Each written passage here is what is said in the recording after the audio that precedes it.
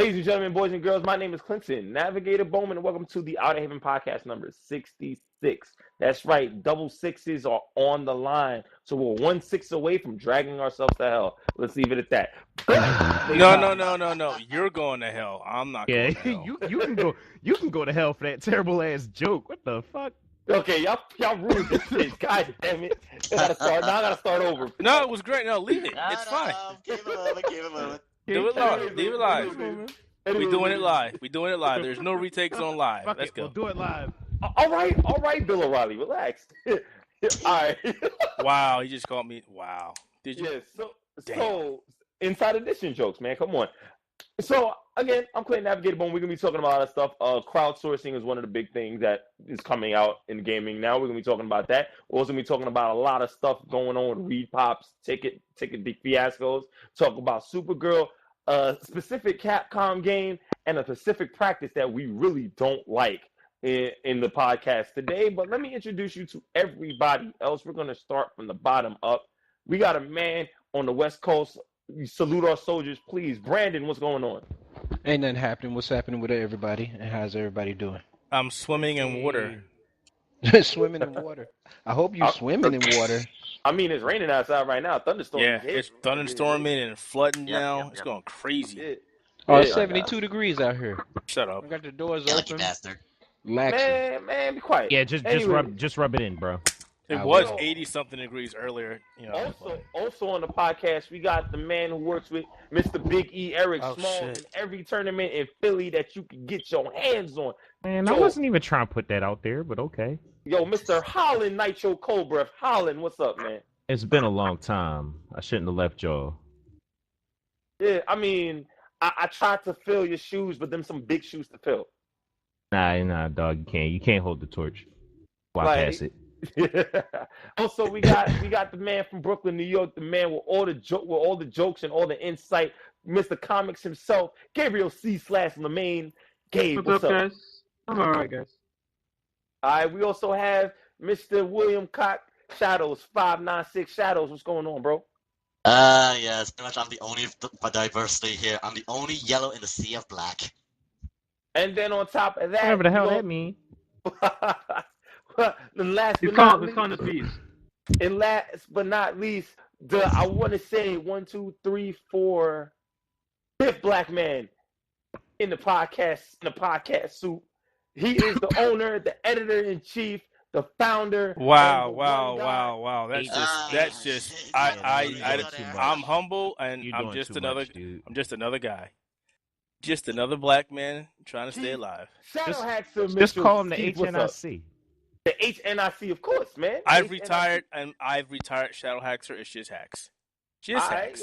Okay. Shadow Haxer. All right, let's leave it at that. Just call him Big Boss from now on. Yo, Big Boss? All right, let's do this. Yo, I'm not a shit. Big Boss. I'm not a shit. You will always be Shadow Haxor to me. Hacks is just easier to say. Hacks. Hey. And besides, I have the title of Shadow, thank you very much. Yeah, Will took my shadow. All right, so pretty much. I don't care about you. Well, time out. Will. I'm sorry. You're about as light a shadow as I'll ever see. All right. Damn. You ain't no real dark shadow. Like, real talk, though. White shadow. Let's get into this. Light shadow. We're gonna start. All right, so we're gonna start with talking a little bit. I don't believe we got a chance to talk about this on the last podcast, as it was just myself and Keith last time. Now that we got a bunch of people, we can talk about this a little more. Downloadable content and the extremely egregious practices a lot of these AAA companies are committing. Keith, go ahead. You can start with Activision. Go. Well, I don't want to start with Activision because it is what it is. But I'm not going to speak on this specific company. I'm just going to talk about the practice in general. Yeah, right. Could you put something much more recent, a specific case that we could branch out from there? Well, okay. So again, a couple weeks ago, I wrote an article about the fact that Call of Duty's upcoming Call of Duty title released information on its DLC plans before the game was even out, and I was like, "Wow, that's pretty messed up that you're already announcing DLC." And then the fact that the DLC is already $50, I was like, well, that's really stupid, the fact that you're charging $50 for 4 maps. So, I felt some kind of way about it, so I wrote an article about it. And then, lo and behold, here come the Call of Duty fanboys coming out of the woodworks like, yeah, but their DLC is always $50. It's nothing normal. You don't know anything about games and you don't play DLC. I'm like, and, and I had to catch myself trying to defend the article because I was like, one, you're retarded if you think the fact that $50 for just 4 maps is justified. 4 maps. I said every year that Call of Duty comes out, they give you less and less of the game and make you pay for it to get that portion of the game that's not in there. I said that's kind of retarded. Back in the day, companies would give you games and they would give you full-fledged games and then give you DLC maps as an afterthought after the game is out for a while, not before the game hasn't been released. And I broke out some knowledge like old games, Unreal Tournament, Quake are 2 of the things I brought to mind. They were companies, ID Software, Epic, that let you make your own maps or had the community make map packs that were free. They weren't charging you for map packs. They were like, here's the map, have fun. Fast forward to today, you get companies like Activision, you're like, we got 4 brand new maps for you that should have been in the fucking game in the first place. We're charging you $50, and you dumb retarded fanboys will buy this up in a heartbeat. That shit up. Yup. And they do. And then, they kept coming to the articles and, getting really mad about it. And I was like, hold the horses. It doesn't make any sense. And the problem is just because you won't blast. The problem is because you keep buying this shit, they'll keep justifying it and charging you. I was like, just vote for your wallet. And he's like, well, you don't have to buy the DLC if you don't like the idea of the bracket. I was like, and that's exactly what I'm doing. I'm not buying it. I 100% agree with that. Simply because, and I'm not going to be one to tell you how to spend your money because at the end of the day, it's your money. It's not mine. But if you keep feeding in and perpetuating the issue, then these companies are going to keep taking advantage of you. And it has to get better. It's going to get worse because then they're going to give you half a freaking game, pay us $50 or more to get the rest of the game. What the fuck? Why? So pretty much, and keep in mind, the game is $60 as it is. $60 as it is, unless you buy it on Steam, which is like $60. I mean, unless you take advantage of the bundle that there's offer right now that gives you the game and the DLC for $100, you're going to pay $59.99 for the game and $50 for the DLC and spend $110. So you're gonna $110 for a DLC and a game. You're only saving $10. You're only saving $10. It makes no sense. So in the real talk, and kind of putting all this together, it doesn't make that much of a difference anyway. You're still spending out $100. But this is here's the thing. This is not just something that Activision does. And like I said, I'm not going to call out specific companies because it's a practice that's running rampant that needs to be nipped in the ass really quick. I think it's rampant around the whole IT world. If you look now, you'll see IT companies releasing software that's half-baked with it because they're trying to get first to market or whatever it is. And then they just send out the patches as they see fit. So that's basically how they're doing the downloadable content. Don't put in all that other crap. Just get something out to market so we can make this money. And then we can nickel and dime the shit out of people. I can kind of justify it if you do it properly in IT because obviously then it's just SaaS, software as a service. That I can understand. If you give me functionality in software, I can understand that. Something I'm going to use every day for productivity. But in a game? Yeah, in a game. Look, I think that's entirely two different things as far as the IT field and as far as games are concerned. With games, it's like they're pretty much charging more money and cutting content from the game. It's like you make the game and then you lock some additional content that you already have in place behind a paywall. And the bad part about it is instead of planning for expansions or be like, all right, if this game sells well, we're going to make more content and then sell that to them as an additional thing to the game, which is what DLC was, at least originally. At least that's what it was branded as. Instead of that, you have a situation where they're like, all right, we're going to make games, we're going to make this, that, and the third part about it DLC and make it so that, they don't get to get it without giving us additional money. Like for fighting games in general, which is my specialty, I have no problem with how Capcom has done DLC for, like, say, Street Fighter, where they'll make additional costumes and stuff that's really not vital to how the game plays, and you still get a complete package for the game. Definitely. Also, what about other things where you have DLC for new modes and new functions, but it's cast wide completely? Yeah, but so yeah, like for costumes and stuff like that, where you don't need to buy it to have the complete experience for the game. But yeah, for other companies where like you're locking fighters or something like that, or you need to like if it's not done in time for the game to come out, then okay, I can kind of agree with that. You know, for example, like Guilty Gear, where it was like, all right, Elfelt and Leo and whatnot, they weren't finished before the game came out, and we need additional funds to finish it up. Fine.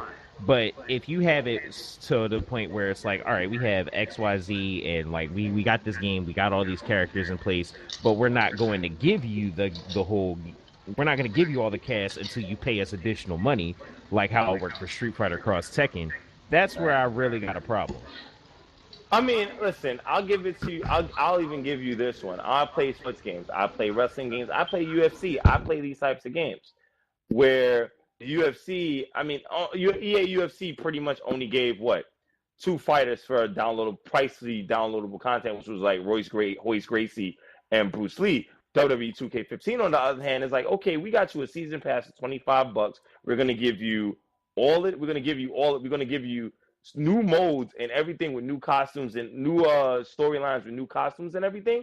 But also, you have to buy the DLC with the extra characters yourself for $10 each for each pack, which kind of takes me off. So you're basically spending $25 to get the rest of the 2K showcases, and then you got to pay another $30 to get the other 12 characters that they're making for the game. Right, it's a crazy amount of nickel and diamond with some of these games. Keep in mind I'm sorry, Nitro, to interrupt, but keep in mind when THQ owned the game, the DLC, the $20 got you everything you needed. Yep, everything. And pricing is another separate issue where it's, more than just the principle of the matter, because the problem with the principle of the matter is the fact that you're making the game or the full game experience are things that you would have made as part of the full game before, but now you're like, all right, we're not going to give this to you in lieu of DLC so we can get some extra money out of you. That's the one issue. The other issue is the pricing for some of these freaking companies is fucking outrageous. Now, I already talked to, keeping it in the realm of fighters, I talked about how Capcom does it, relatively right. Killer Instinct though, Killer Instinct is an entirely different breed of animal where it's kind of like more like they tried to do a free to play kind of system, like a League of Legends or one of those other ones where you like pay to just unlock more content. Right. And honestly, I think that failed because it was a horrible idea for a fighting game. But that's again something completely separate. I'm talking about some of these companies' pricing for their DLC is retarded. So even if it is something that should be or would realistically be DLC, some of it, their prices are fucking outrageous. For example, do you know exactly how much money you would have to spend to get all of the costumes for the Dead or Alive 5 characters? Yo, that's money right there, son. Bruh, are you serious? Bro, that's money. That's 4 games. Like $200 worth of costumes. Really? I thought it was worse than that. Like, I was looking at some of the pricing for their costumes where it's like freaking $5 for a costume for Ayane. I'm like, bro, serious? The good thing is I have Steam opened up, so let's take a look at this shit. Yo, look at that. Like, are you serious? Like, I'm going to look on Steam right the fuck now. Like, just, excuse my language, right now. Let's see. All the DLC right now on Steam is $260. Holy shit. Like, for what? Dude. The fun theme set is, hold on. The fun theme set is $54.99. Hold on. What console are you buying? This is PC. This is for the PC. This is for the PC, bro. Yeah. No. I mean, that's enough money to buy a console. That's enough money to buy a console. Yeah. And how? And keep in mind, but hold on. Hold on. Stop. Keep this in mind. This is for Dead or Alive 5 Last Round. Yo, That already has all of the costumes from like the previous version of DOA 5 already in it. Right.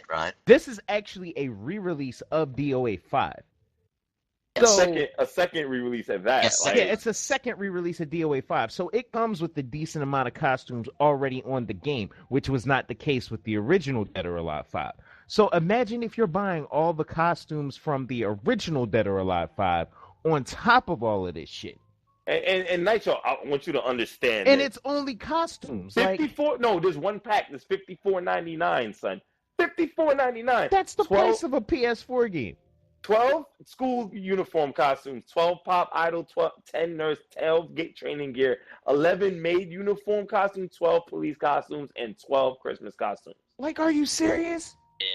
You can't be serious. Like, And that's $54.99. Like there's one that's $75. I'd rather my fighter be naked so I can just play the game. Basically, Well, you're not allowed to be naked and Dead or Alive, unfortunately. yeah, that's Well, true. it wears some Oh, they're spandex. not. And- well, then again, they don't. Dead or Alive on the what's the company? Koei Tecmo doesn't want you to mod the game. They really don't want you to mod the game. Yeah, Yeah, so right, that please. basically means don't bring your That's- shit to the PC.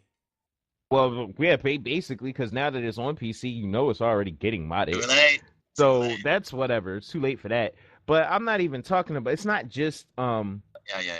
Tecmo Koei that does this type of crap. Like, for example, the system voices and the colors for Guilty Gear, and I love the shit out of Guilty Gear. And Persona And and Persona. BlazBlue. And the Persona games, and Persona Yeah, Ultimate Arena, it's the price of another full game. Well, Yes. no, actually, Persona Ultimax actually solved that problem. No, it didn't. No, enlighten us. It was cheap. It was cheaper. It was cheaper than before. So it still costs too much. But then trying to hear also, that. but then also the Dude. system voices. Also the system voices and the sunglasses. You have to play through that endless mode to get them, and that's hard as hell.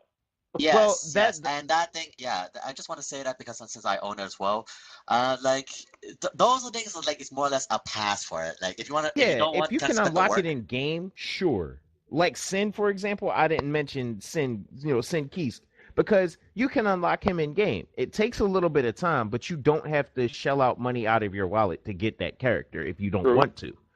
And I'm completely okay with them adding options to purchase something that's unlockable in game. Like that's on some no harm, no foul shit. Like you want to give us money and be lazy, then you go right on ahead, but you don't have to do it. It's when you force the customer to pay additional money for some really, either for some really important shit that should have been in the game from the grip and you just locked away, or for some really inconsequential shit that you want to charge them out the ass for just to get the complete, just to say they had the complete package. And it's like, this stuff really doesn't matter, but you're going to charge me twice the cost of the game just to get it. That's ridiculous. It doesn't do anything for you. Right. I mean, at least when you see games like the Borderlands pre-sequel and shit like that, like I'm the cool Borderlands, with that. That's Borderlands, DLC done come right. on. The Borderlands, a pre-sequel and the season pass alone is like $90. That's yes, $30 extra. That's No, it. but here's the thing though. For Borderlands the pre-sequel, one character really is like extreme, like almost a completely. It's like almost adding an entire new kind of chapter to the game, because the characters in Borderlands play differently.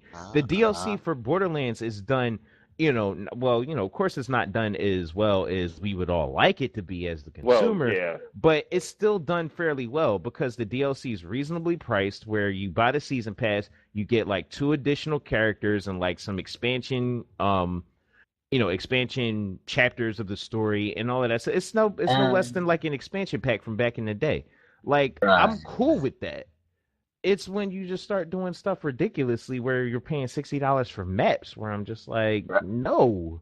Bro, you're doing too much right now. Exactly. So DLC isn't all bad if it's done right. Right. But there's too many companies out here that aren't doing it right. Yes, just to say one main company right now, Nintendo, even Sakurai himself, that DLC is like really, really mispracticed now and then.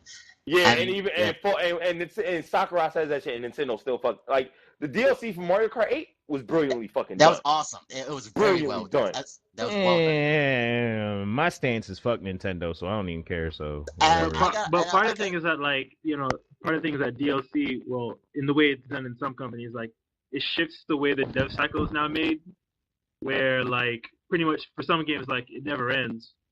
Yeah. But, Yes. But also for other games, like, it kind of creates weird situations where, like, DLC is made by another team and it doesn't really fit well with what the last game did. So you either if you play the game a little later after it's like fresh and you buy the DLC and get everything from jump, like the game's all of a sudden way too easy because the game balance got fucked up by the new items, whatever that was put in. So. Keep in mind, I remember playing Tales of Vesperia, and I felt the DLC was kind of fucked up. That's just me. What was fucked up about that? No, the way like the items and the pricing, like to get some of the packs and shit like that. Like I was like, ooh. Yeah. And now keep this in mind. This was back in 2010. So it's like, and when I really take a look back and I see now, it's like, I mean, kind of. That was actually that was actually DLC. Pretty alright. That's fair DLC. No, not I'm looking at it back now. In retrospect, I'm like, yo, I was kind of a little, you know. Yeah, you was just being stingy with it. I mean, then again, I didn't have a job. I was broke. I feel you, bro. Like, I think Tales does a decent job. Sometimes their costumes are a little too either hard to acquire or too a little bit overpriced. But yeah, that I agree because I'm gonna be arguing the other side, man. Because the Tales DLCs themselves, like, yeah, it's pretty much a bloody ripoff unless you really, really want it. I mean, but you don't really need it at all unless you really, really want it. So, all right. So, last thoughts on this before we move on to the next, please. I said everything I gotta say. Anybody else? I mean, for me, it's like again, like Nintendo is pretty much, at least just from my point of view, like Nintendo does this DLC well. So far, so good because Hyrule Warriors, the Hyrule Warriors Season Pass. I mean, if Elf was here, then yeah, the Hyrule Warriors Season Pass that was well good because you had like. I don't know how many modes you got. The Twilight mode, you got the boss rush, a lot of things in that only $20. Yeah, but real talk, Nintendo is also very late to the party when it comes to DLC anyway. Nintendo. But I think that's kind of like one of its advantages because like one Nintendo again does their own thing. They observe the settings, so I guess that kind of gives even though they're late to the party, I think that kind of gives them a bit slave of an advantage. Yeah, they're not as messed up like with like kind of like how Apple does. Yeah, but like one of the classic cases of DLC that was laughable was the horse armor thing from like Oblivion. Where, like, that wasn't even that bad though. But like that was like one of the first cases where like you was charge like really money. it was like really, bro. Yeah, but you charge a bit of money for like something that was totally superfluous. Yeah, like something that didn't do anything, but like. But at this point, I completely freaking prefer that. Especially if it's reasonably priced, then sure, go for it. We see at that time, I mean, what Gabe was saying is that at that time, it was fucking stupid. Yeah, and it was, but whatever. All right, so we're going to move on. Yeah, moving on. My last thought is fuck Nintendo. And my last comment is like, heck, at least one thing Capcom is doing well is like the free Monster Hunter 4 DLC, so props to Capcom for that. Oh, yeah. Capcom is fixing their problems quick. Oh, man. Not really, but okay. Well, they're progressing. Okay. Progress is still progress, no matter what anybody says. I mean, right, all right, ladies and gentlemen, we're going to move on to the next subject now. Last 2-3 weeks or so, two prominent game development crews just dropped. When I like to say they like to drop bombs, and when I said they drop bombs, they drop bombs. The former producers at Rare, Playtronic Games, announced that they will be making a spiritual sequel to Banjo-Kazooie, called Yooka-Laylee, because we all like puns around here. No, I hate them. I hate them all. They must die. They all need to die in a fire. What's wrong with puns? Puns are the worst. If you like puns, you're a bad person. What? Oh, you son of a... There you go. Anyways, ladies and gentlemen. So, Yooka-Laylee was put on Kickstarter about two weeks ago. Yeah, about 2 weeks ago. 2 weeks ago. At this point, the goal was $270,000 and $41. at this point. Wait. 2002. Wait, say that number again. $270,041. What's with the $41? That's They exactly got what the it. goal They got was. to. They got like they got to make sure like they get one last case of beer. That's like all the development fees, and Right. then just one case of beer. Nickel and I know. dime. Them nickels Right? make So dollars. that's what the goal was. That's what the goal was. With I'm 30 sure days they've left to reached go, it. No, with 30 days left to go, at 51,592 backers later, they have amassed 2.5 million United States dollars. They reached their goal in less than 48 hours. Lame. Saw that coming. Lame. Lame? What? No, Why? keep going. You'll see. Keep going. We go to Koji Igarashi, the guy behind Castlevania. Yeah. Right. He left not Namco, Konami a while ago. Like he left about a week ago. Anyways, That's so lame. What do we talk about? Bad puns. It was, yeah, right. Earlier- Well, earlier- that was just a bad reference. earlier this week announced Bloodstained Ritual of the Night. Yes. Yep, less I than a- donated a lot of in money less for than that. Whoa, I whoa, kinda want stop. that. Wait, stop. I'ma Wait. donate that for that. How much did you donated, Brandon? Yeah, How much did you How give much? them? $100. Holy shit, big spender. Nice. Oh, Big Dude, pimpin', Symphony of the Night spending was the cheese. shit. Oh, you Hell threw- yeah, it was. It You threw 100 was. You threw $100, bro. Yeah. You could put your Outerhaven clan. Let's do this. That's exactly what it was. That's exactly what the stuff was. I put But- 60 in. Bloodstained Ritual of the Night. I believe it was less than 24 hours. It reached its goal of 500,000. Yeah. Yep. I'm And not surprised. and in about 48 hours, it got to 1 million, breaking every stretch goal it got to right now. As we speak, it's updating $2,168,571 with 27 days to go. I hope it punches ukulele in the face. And Man. on top of that, it has 2 more stretch goals to go. At 2.25 million, a retro 8-bit level will be introduced, and a 2.5 million classic mode will be introduced in I think Bloodstained. those stretch goals are a little lame. I'm just saying. A little bit. Right? But keep this in mind. It took Bloodstained less time to reach 1 million. And it reached 1 million by the end of that night. I told you Thank you suckers for on that. Neil How Gaff about that it was this? going to surpass it. I told you, but you didn't listen to me. How about Ooh. this? Who that plays video games for more than 10 years doesn't know about Castlevania Symphony of the Night You would and be how surprised. good it was? I mean, yeah, you would be surprised, but Yeah, you're right. clearly nobody in here. Now at work, I work with a bunch of young kids. I wish. I'm sorry to talk off you, Brandon. I really wish they would, master that shit or bring it online or put that on Steam or something because that's a classic. But I'm saying that is a classic title that needs to be played by everybody. Heck yeah. Yeah, but the other thing, it's owned by Konami. Yeah. Konami. I don't care. So the game is a good game. That's all that matters to me. Yeah, well, we'll get to why that matters a bit later in the Well, podcast. keep this in mind. I mean, these 2 games alone. Now, mind you, Ukulele was born from the idea that after Microsoft bought Rare and was like, yeah, the only reason we bought this company was Killer Instinct. and then there's Igarashi coming out and saying they're not going to give us another Castlevania. Well, fuck you. I'll give you a Castlevania because you're my loyal fans. All right. This says a That's lot. not to stop you, buddy. That's we're kind of getting off track. Let's get on to the main topic and The then main continue. topic, I'm crap. getting on there, Keith. Stop No, interrupting. you're not. You're taking too long. No, you're meandering too long. Yeah, I gotta say. Take I that- know I'm meandering. I'm doing that shit on purpose. Anyway, Stop it. God Stop. damn it, shut up. Let me get to the point, asshole. Anyway. The point is crowdsourcing video. Yeah. Good or Kickstarter's bad? been real big. Kickstarter's been real good. Indiegogo, real nice. Patreon and all these others crowdsourcing and crowdfunding avenues have working. The question I'm going to pose to you guys is, I sponsor Skullgirls. Skullgirls is another one. What is the benefit? love. What's our take on it? Could just say What's that. the take? Yeah, what's the take? What are the benefits and what are the negatives that come from crowdsourcing video games or anything in that matter? Now I'm gonna start with Keith. On this one.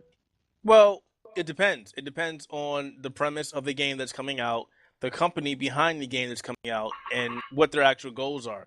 Because something that seems like a surefire good thing can turn out to be really bad. And of course, if you haven't noticed, I'm kind of a little pissed off at the way that they've been handling Mighty Number 9. Just saying, the game had a lot of great, premise. It was a good idea. The concept was solid. The fans got behind it, and then they just started lowballing people. Like, we're going to make an anime. We're going to add additional voices. Oh, this shit's supposed to be out in summer. Oh, hey, we just got a publisher. It'll be out in the fall. Wait. The whole point of us giving you money... Crowdsourcing was so you wouldn't have to do that. Yeah, so you wouldn't have to do any of this extra bullshit, and you would give us the game, and we would have it in our hands by now, which we should have in our hands by now. But yet... You're doing all these different things, and now it's leaving. Now they want to get all brand right. new. You're leaving a bad taste in everybody's mouth because everybody's getting frustrated. The art direction in the game is going sideways. You haven't really given the people that they gave you the money to get into the beta. You haven't given us an updated copy in several months because I'm part of the people in there. Same here. You haven't given us our shit. You haven't given us anything that you said you were going to give to us. I mean, the same thing goes with Shantae Half Genie Hero. I mean, I'm not gonna say Way Forward is an accept because they're not. You're in the same boat. The shit is not here. If you promise us certain amount of things in exchange for our money, you should be ready to deliver. You should exactly be ready to deliver, and dog. You haven't, and they're not the only ones. So. I'm not gonna harp on specific companies again. I'm just gonna harp on the fact that Kickstarter is a fantastic platform. It helps give games out there, not just games. It helps get products out there that otherwise would not make it. Mighty Number 9, Shantae. I gotta come in though. Yatagarasu is another one. Underdog. About that. That already existed as like a third strike edit, but we're not gonna talk about that. But yeah, but but how do you feel, Keith? Like. All right, I'm a comics guy, and Archie Comics is an established comic company right now, and they put up a Kickstarter for $350,000. It's like what? What do you need a Kickstarter for? For 3 of their books, so people could put 6 issues of three books out that had like unique writers and artists that are well regarded. I'm like, but that's an established company using Kickstarter for essentially free money for startup money, free startup money. Yeah, well, not even startup money. Like you already exist. Free establishing money. Yeah, or something like that. Here's my take on this. Free investment funds. And I want to hear everybody else's take on it as well. But my take on this is, if you're an established company, then there should be other venues for you to project out. The whole point of Kickstarter is for people that don't have the money but have an idea and have already started and want to finish it. But these are underdogs. These are independent companies that don't have the capital to keep going. Now, when you're talking about a company that actually has a face, has made money in the past, can do this on their own, I have a problem with that because Kickstarter is not the platform for them. Oh, you mean like Spike Lee? Well, technically... how about that? Well, Spike Lee can... I think Kickstarter is different because it's more or less, let's just say... I'm doing a project that he's going out on his own. Yeah, he's going out on his own, right? Here's the thing. If you're an established company in the way, like, I want to say, if I, like, argument's sake, if you're like Archie Comics or if you're Capcom, in Kickstarter and shit's not the way to go. You got shit like Patreon and GoFundMe for that shit. Yeah, they decided to pull out like pretty much yesterday after they got a lot of heat for that because a lot of people have issues with that company also because of the way they treat the writers and their artists with regard to the materials that they put out for them. So it's like you're just using this free capital for no reason.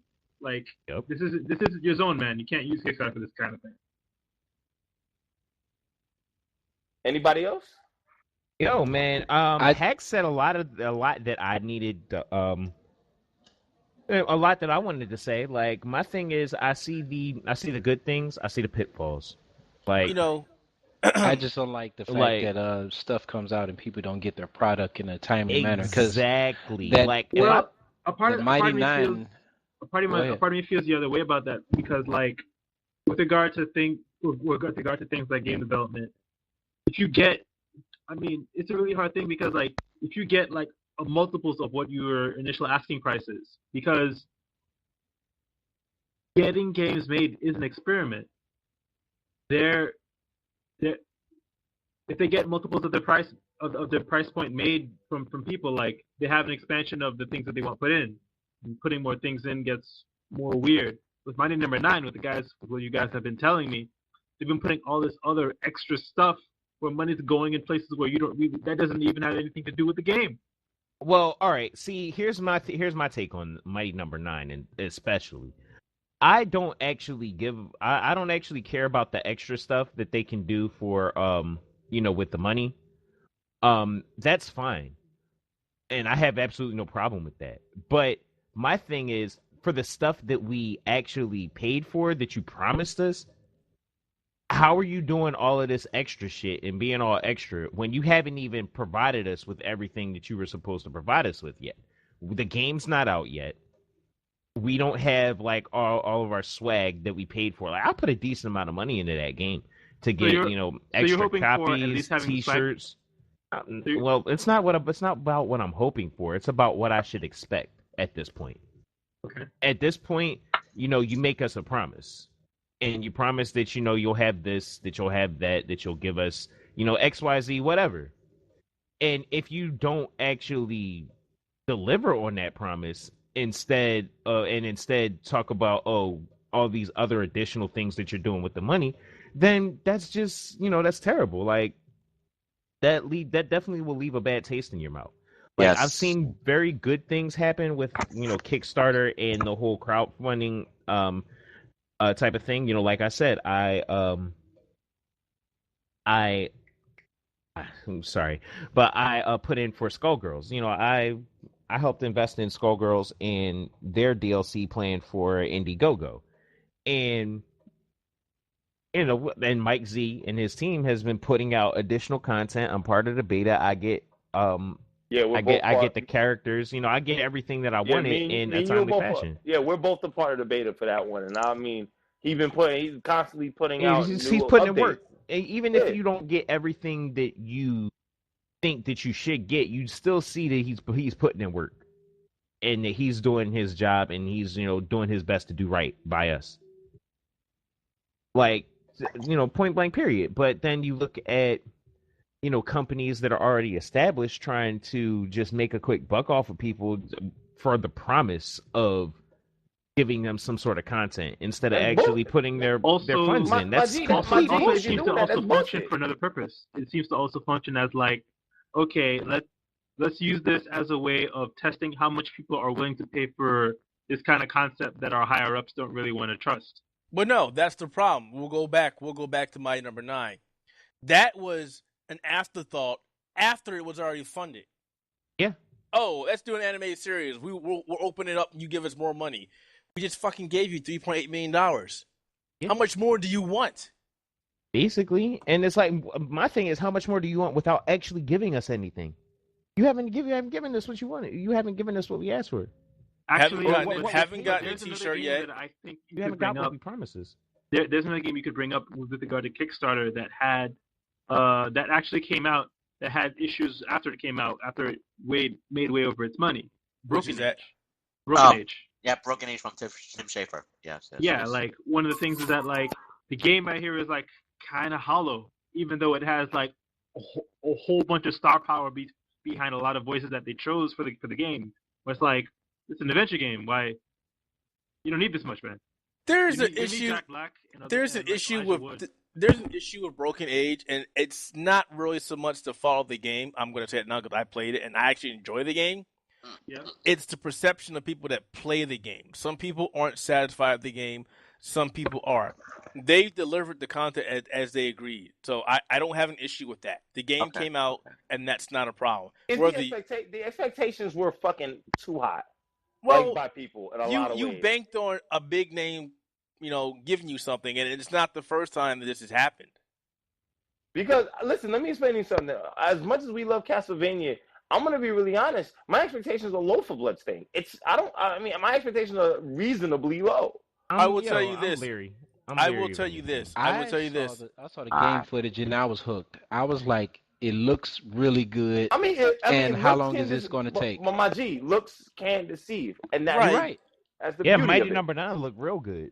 And then my boy Sean McKendry, who writes for another magazine, he shit all over that game. He was like, "Yo, I just got an update, played the beta again because I haven't played it in a month. Well, y'all just got the fifth boss in the beta. Yo, this shit plays like Mega Man. I don't want a fucking Mega Man game." Well, to his, we had a conversation. Hold on. Or some other. If you supported Mighty Number 9 and say that it plays like Mega Man, you didn't want another Mega Man, you are retarded, because that's exactly what it's been from day fucking one. Bro, don't shoot the messenger. I'm just saying that. No, when I saw the game, I expected Mega Man. I'm just saying that is a very, very much an invalid point, because that all you're proving is that your friend is retarded. Yeah, the game was basically a replacement for Mega Man. It wasn't to give us different gameplay. It was to give us Mega Man. That was the selling point of the game. That's why people wanted it. Well, listen, I know that. I understand that. You should have set your boy straight. Like, yo, what the hell? I did. I told him that. I'm like, listen, I understand what your argument is, but let's be real. I don't understand what your argument is. No, I said, I understand why you're making this argument, but then let's be honest. I mean, that's exactly what they sold. That's exactly what I'm saying. I always say, listen, when I see an argument like that, I say, listen, I get what you're trying to say, and I understand where you're coming from. It's a little misguided. You a whole lot nicer than me, because if somebody come to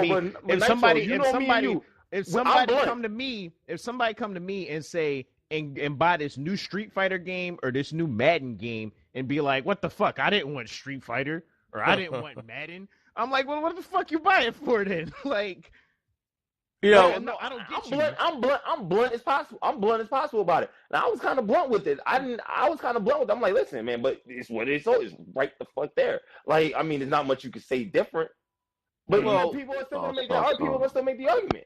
Let's get ready to move off the topic. But I will say one thing, and it's not really a defense for Bloodstain. I will say that, you know, the guy behind the game is actually really talented. I'm not really fretting about that. And at the same time, it's been proven time and time again, if you give a shit about the Metrovania scene or, you know, the platform, you can make fantastic games. There's been tons. Chasm is still in process. Axiom Verge, Moonsong, Guacamelee, and numerous other ones. Guacamelee is the shit. If he can do half as good as those games, it's done. I need to play Chasm again because I love that shit. Done. Then it's done. And this is the father of that genre. So I don't have any doubts. Yeah, but the father of the Mega Man genre is KJ Inafune. I'm sorry, this nigga's a businessman. This nigga is a businessman's businessman. We all know. He's a businessman, and it's not just him making the decision, which is really pissing me off. Right. Yeah, that changed. Everything changed. The game had great premise, and I'm not going to say it's not. Nation Attack. You know, it's still a good. It's still a worthwhile game. But the decisions they made, and you know, and the places they're going, it's just like, what's going on here, guys? What are you doing? Like, Like, tells you how much I know. I didn't even know that he went corporate when he did the Kickstarter until you just mentioned it. Because I was like, wait a minute, I put money in there. I forgot about that. Exactly. And you know, I'm surprised people haven't put a lawsuit together because you know the whole point of us giving you money was for you not to do this, and now you're doing this. You talking about a class action lawsuit, kind of like what they did for Pacquiao and Mayweather. Oh anyway, my God. Let's not bring up that garbage. Oh my God. We not talk about that? No. That's not good. Well, the class action lawsuit is only against Pacquiao, so. Of course. But it's like you lost. You sucked. Why did you suck so much? Like Pacquiao, return us our money. Like Pacquiao, learn the box, please. We were expecting better. Right. We're expecting you to not try to not. Anyways, we're gonna move on to. Oh man. On Wednesday at 12 o'clock, Dateline, Wednesday at 12 o'clock noon, New York Comic Con opened up its online doors, selling their tickets by 3 o'clock. By 3 o'clock. No, not 3 o'clock. No, Keep going. Hold on. By 3 o'clock, all of the VIP and multi-day passes were gone? No, that was incorrect. That's what I was told, and this is based on the research I did. I was there, and I was in the line since 12 o'clock because I was in class. Same here. And it was maybe around 12:45, 12:50 that all the 4-day passes were gone. Yeah. Wait. I think you're talking about the online services, not the place. Did I not just say that by 3 o'clock all the multi-day and VIP passes were gone? The VIPs were gone before 3 o'clock.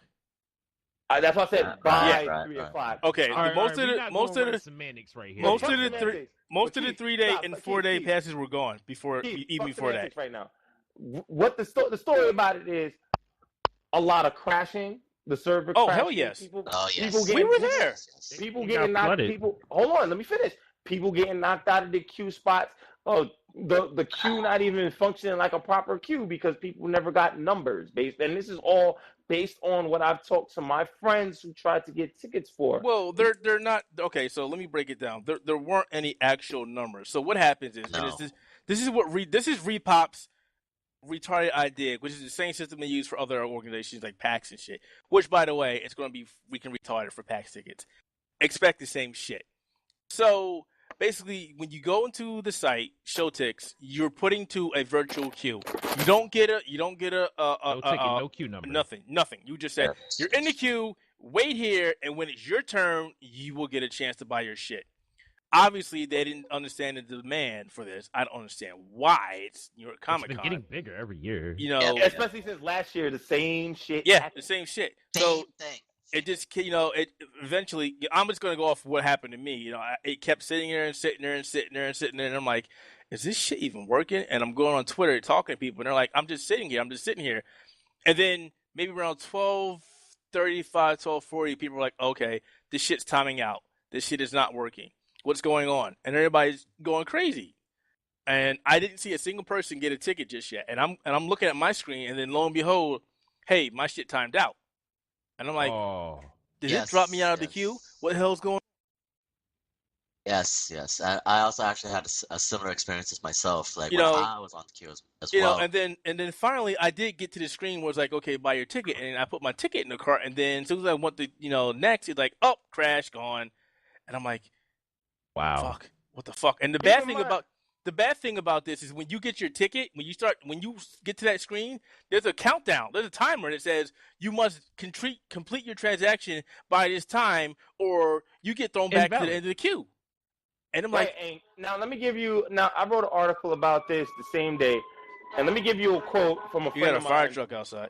I know, from a friend of mine that actually went in and just had all kinds of troubles.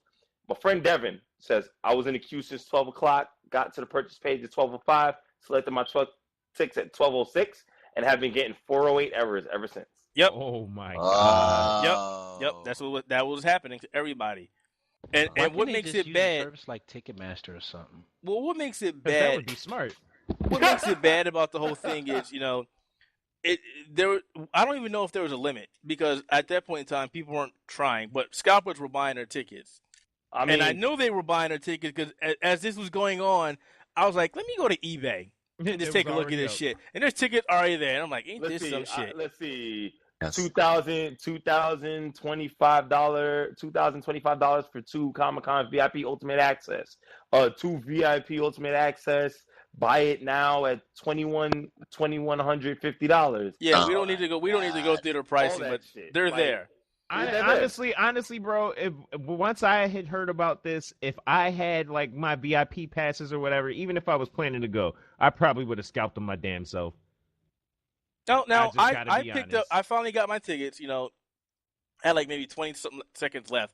I did eventually get to my tickets and I did pay for them, but I already have a press pass. Majority of us have press passes. We'll be covering the event, but I wanted to get a pass for my daughter because I wanted my daughter to go. And so, but I ended up picking up 2 because I was like, let me just get another one just in case somebody else wants to go. And I might end up selling a ticket. I might just sell for $100 because I paid $75 plus tax. But I'm not going to be going scalping and making people pay, twice the amount of the fucking ticket. Is it a single day or is it a?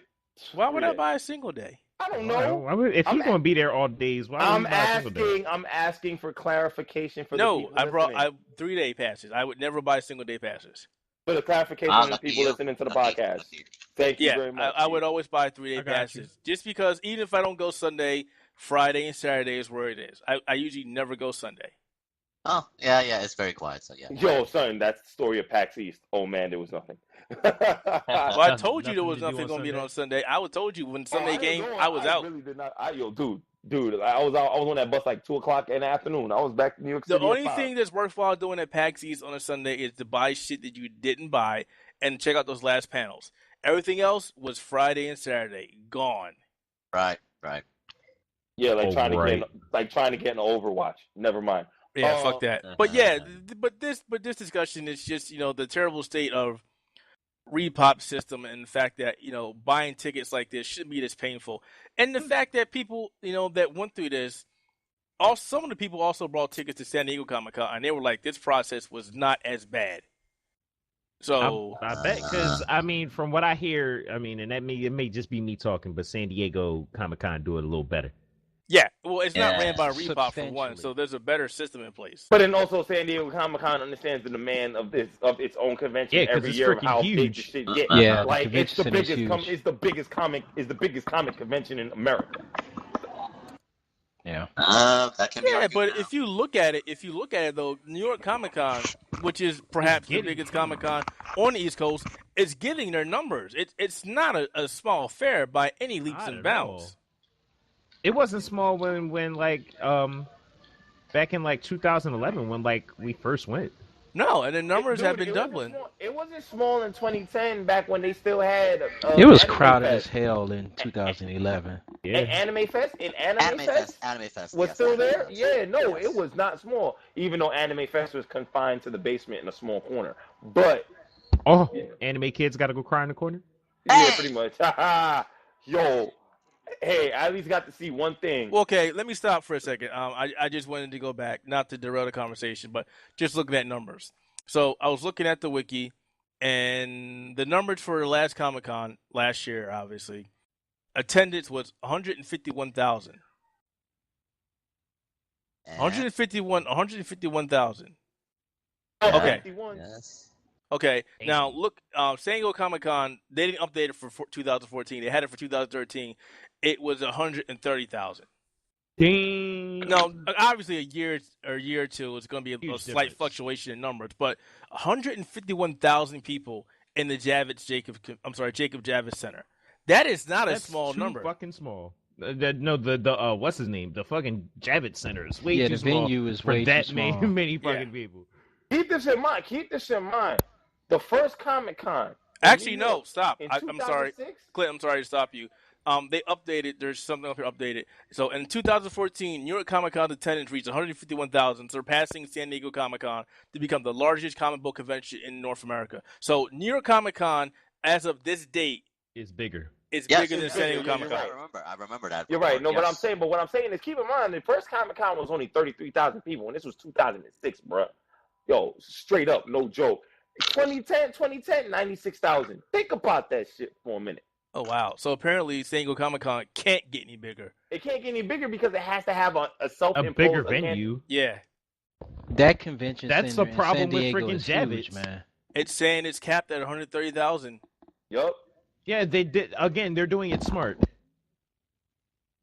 But that's terrible. I mean, not for them, obviously, but it's terrible for the Jacob Center, Javits Center, because I don't know what the Javits cap. Center is even smaller than the It's one even for- smaller, exactly, and yet they're In they're San over. Diego, it's like we need to make sure everybody has space, Keep which in I mind- respect the hell out of. Oh, Yeah, keep in and there mind- is no San Keep in space. mind. Diego Here's the has space. 2 levels of conference rooms. It's huge, man. But here's the space. But here's the thing for the Javits Center. Here's what's fun: the total space.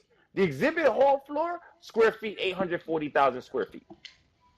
What does that mean to me? Give me That That numbers. means nothing to me. That's man. the size. That's the size of the thing. It's a significantly in terms of convention center. It's not the biggest. There's Oh. nothing. That has nothing to do It's with nothing it. that needs that. It's nothing. No, Yeah, it's and not. and But what I'm trying to say, what I'm trying to say is like for 151,000 people, that's some good shit.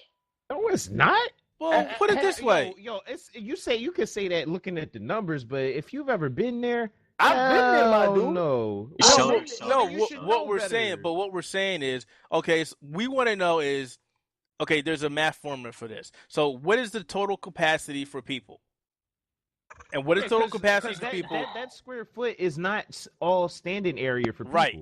So total capacity of the event, of the area, and then how much of that is going to be used for, exhibits and shit, and how much of that is going to be standing space, and how comfortable are those people going to be there versus being packed into a sardine can? It ain't comfortable. No, it's not. No, it ain't comfortable. But you knew that. It's terrible. I mean, and New York, Repop will never impose. Repop will probably never impose limits. A cap, a cap because it'll be because keep in mind it's damned. Because why give up the money? Why give up the money, and two, it's damned if you do, damned if you don't situation anyway. Not even you just get a bigger venue. Yeah, and ain't no bigger venue in New York City that they can probably get for that shit. I was about to say, you sure about that? I mean, MSG. Indeed. First of all, MSG. We all know James Dolan's a fucking idiot. Like, let's leave it at that. He'll fucking charge up the ass. That's why I don't even know who that is. He's the owner of the Knicks at Madison Square Garden. That's why the WWE doesn't even go to Madison Square Garden anymore, because they've been upcharging them for years. That's why they stopped going for their main shows at MSG and just decided to say, fuck it, let's go to the Barclays because it's cheaper. I see. Okay. Like you're not holding the convention at MSG. Hey, does MSG have like comparables seating space as to the Barclays?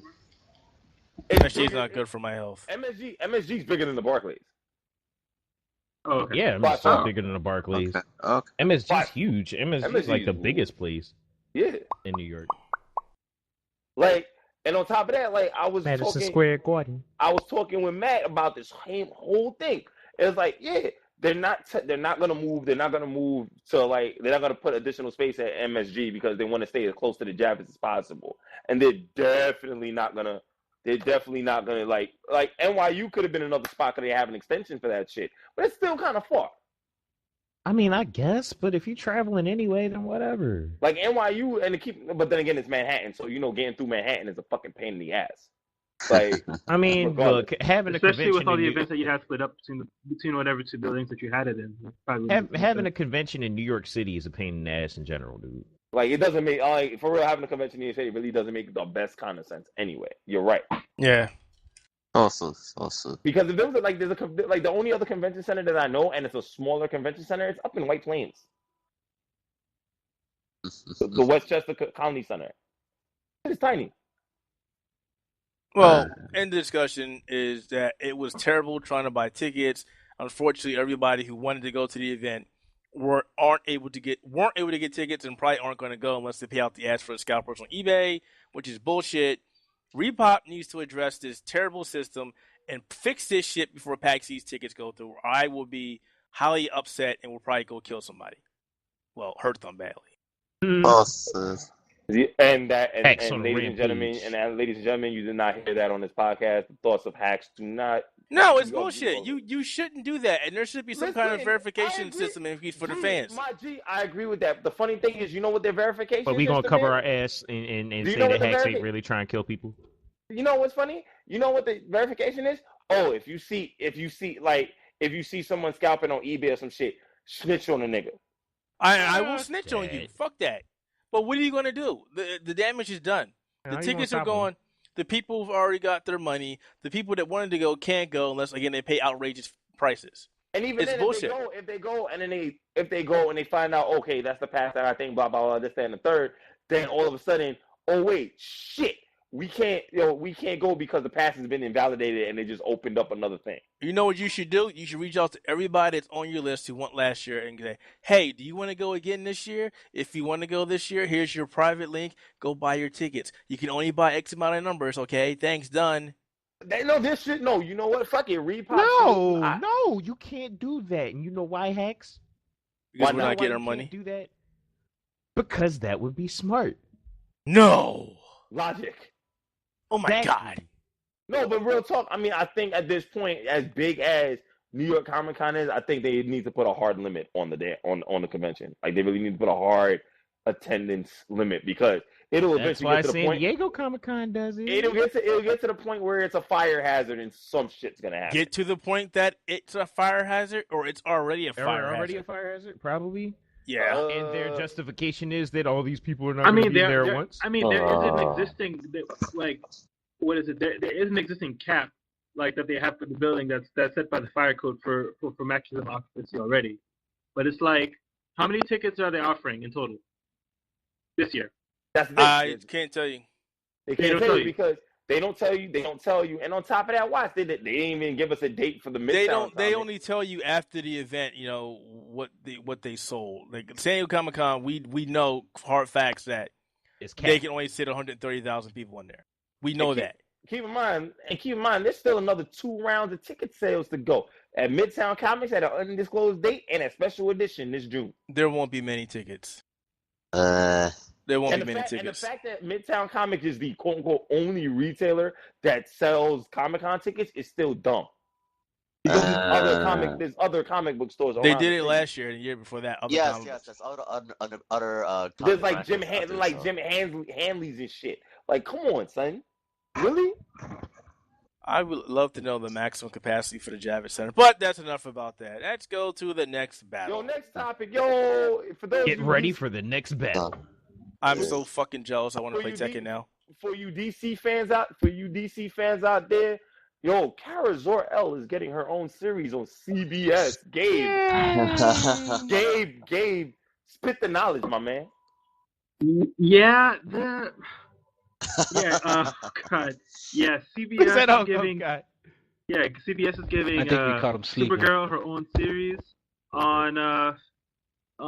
I seriously, man, I watched the preview for that, and it feels like. You don't know how to feel right now. No, it feels like that parody that Sunday Night Live had for Black Widow. For Black Widow? Yeah, it was literally the same thing. It was pretty much, She's not. She works for like a fashion kind of company. It was not that bad. I mean, all right, that part is true. That part is pretty bad. Like it opened like that, where it's like it's half young adult drama and half superpowered stuff, but it's like that little sandwich is like a little weird. All right. Here's my thing on that. Yes, that is a little weird. I will be the first person to admit that. But am I the only person who remembers the Adventures of Lois and Clark?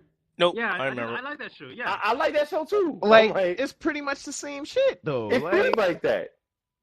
Except with a black Jimmy Olsen and she's randomly black imposing Jimmy Olsen. But wait. I don't like the black Jimmy Olsen. I don't like you complaining. Shut the fuck up. Shut up. And the fact that they made Perry White black in Man of Steel, though he barely got any speaking lines. So that in the fact.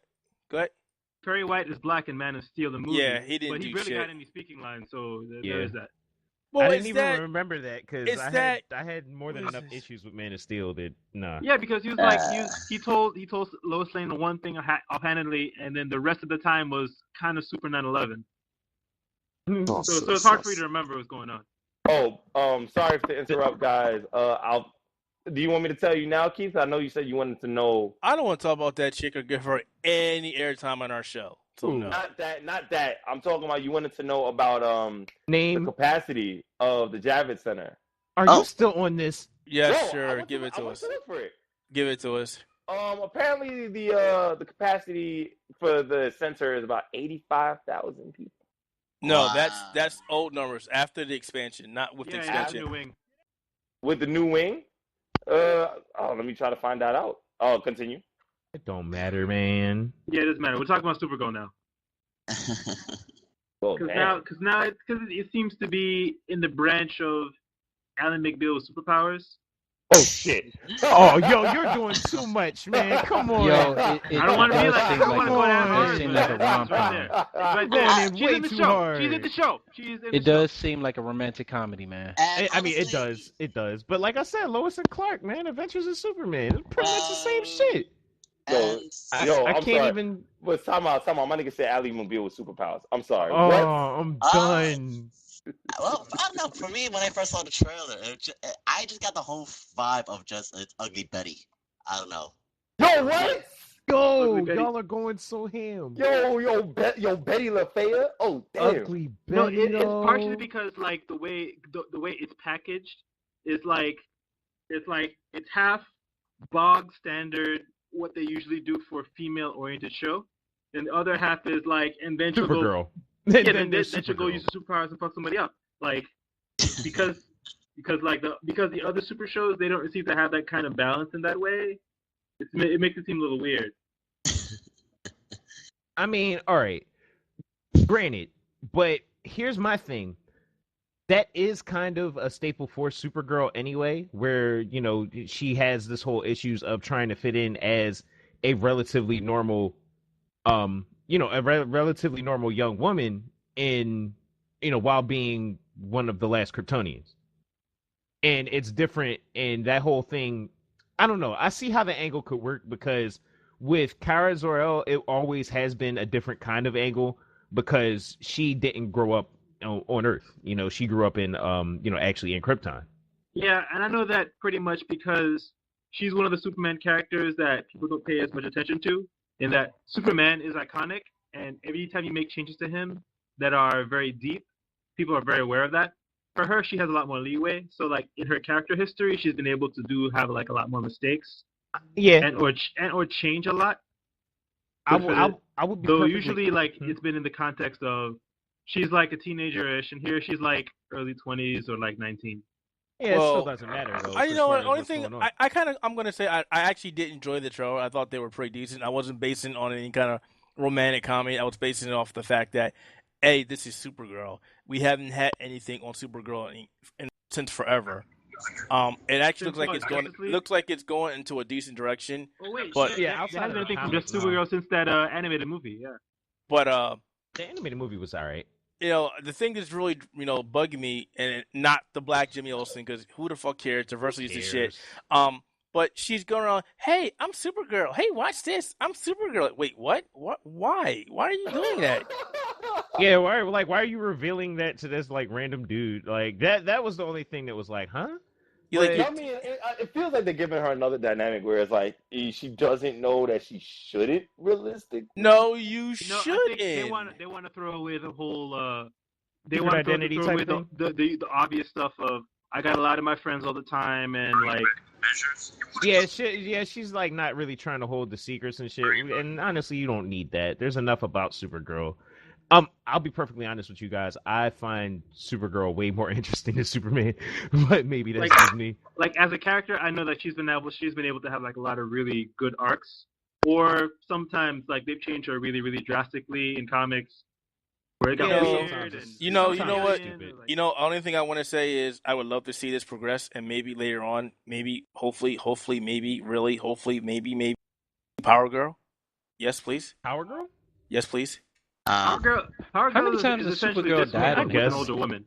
Yeah, Power Girl came off as just older Supergirl to me. Exactly. Yeah, that's pretty much it. This Supergirl is pretty much Power Girl with a lower cup size.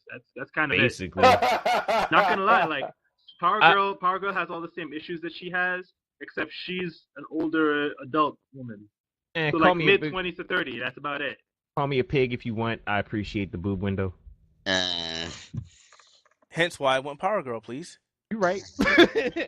She might show up in the thing. And she's more level-headed. She's smarter. She's more tactical. She knows how to address situations. She doesn't spaz the hell out. I found Supergirl more interesting a character because she spazzed the hell out. But I will not say no to boob window. She may show up in the show.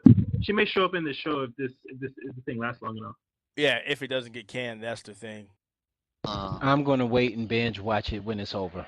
You binge watch everything, god damn it. Yo, man, that's how the real people do it. That's how you're supposed to. If it gets canned, let's say if it gets canned, right? Let's say if it gets canned, it'll probably continue on Hulu or Netflix or some shit anyway. So if it gets canned and it's being funded by this company, it's not going to get funded. It's going to be canned. Yeah, if it gets canned, I don't think WB lets their shows have that kind of stuff. I think what about Constantine? Is it going on another channel or is it dead completely? They still don't know yet. Was that show any good? I haven't watched it. I've heard Me- Constantine was actually me pretty either. good. It was pretty good. Yes. I don't know anything about it. The problem with Constantine is he wasn't a mainstream character in DC. He was more of the underground dark characters, and that's the problem. People on TV are like, "Who's Constantine? What the fuck is Constantine?" No, my thing for I Constantine can't even was lie. that That's what I'm like. I wasn't interested in the Constantine show because Constantine is a character. Most of his good stories are within like Vertigo Dark books. Justice League, or They're- what's the they're- Dark Justice League? They're in Vertigo. They're in Vertigo, a higher level, like a little bit more mature, or a little bit higher budget. I'd have had more confidence in it if it was something like a Hulu or what Yahoo TV has, or like an HBO. On network television, I don't feel that Constantine's formula works best in that format. What about Netflix? You think Yeah, like you know. what like Daredevil, for example? You think Yeah, something like that would have worked? Is that any good? Yeah, Oh hell Daredevil's yes, good. Daredevil is good. yo, bro. Daredevil is really good. Okay. yes. I'll have to peep it. It touched It's the mo- nerve right there. And the thing I don't is have that Netflix. Daredevil is like in the different Me sense neither. that the super stuff Oh, you right. is like the smallest aspect of the show. It's mostly crime drama, character and crime drama Yeah. for most of the show. Yeah, So like all the with a super little stuff is with a small little bit of part. romance thrown in here and there. But like character drama is most 98% of the show. The costumes is literally at the end of the last episode. And That's there's a lot of fighting, and it's in your face, gritty, touch and go, realistic fighting. Nice. It's not like I just knocked out 50 people with one punch. It's like, holy shit, there's 10 people here. I'm barely doing this. How am I going to finish this fight? Well, that's never really been Daredevil anyway. Nah, like that depends on who has Who's good writing idea, it? I know. who has good But eye for fight choreography. Oh, so, Actually, there's this show on Netflix that I want to get into. I've been seeing. It seemed I haven't watched it yet, but it's like a Spanish. You could say it's like Hercules meets a ninja show. What? Yes. wait, the Kevin Sorbo John? Yes, it's that kind of stuff. Yes. It's called Aguila Roja, Red Eagle, and apparently it's like a Spanish show about a ninja in what appears to be like 14th century Spain. Hold on. So Hercules meets a ninja. Yeah, so a combination of those shows. Yes, a period-ish. That kind sounds of show Hold on. interesting where to a me. guy is Hercules like meets a a ninja Spanish ninja. That sounds Yes. interesting to me, actually. Yes. That is crazy. You need to go find out what this show's called. No, I have it. I have it on Netflix. I put it on my stuff. I haven't watched it yet. It's called Thanks, Aguila please. Roja, Red Eagle. Is it in Spanish? Yes, it's in Spanish, but it has some subtitles. Oh man. Yeah, I definitely Alright, want to ladies watch and that. gentlemen, Yo, come on, guys. You guys have watched anime. It's with Nah, subtitles. I can know watch Spanish I know subtitles. Japanese though. all right, ladies and gentlemen, yo, let's move on because Nitro. There was Nitro, nothing to say to that. because Nitro has something to say. Nitro, your soapbox is here. Get on it. Yo. Oh, hold on. Y'all gonna placate me this entire time about Supergirl, and now you want me to get mad? Jesus. Well, we can always go and start and say, Last Devil May Cry was probably the best hack and slash game Capcom has ever fucking made, and I wish they make a sequel. All right. Hold on. You want me to disconnect from the call then, huh? Because Okay. I mean, if you talk about that, like, I can't talk to you people. Like, what the fuck is wrong with you? DMC was the worst piece of trash. Oh my god.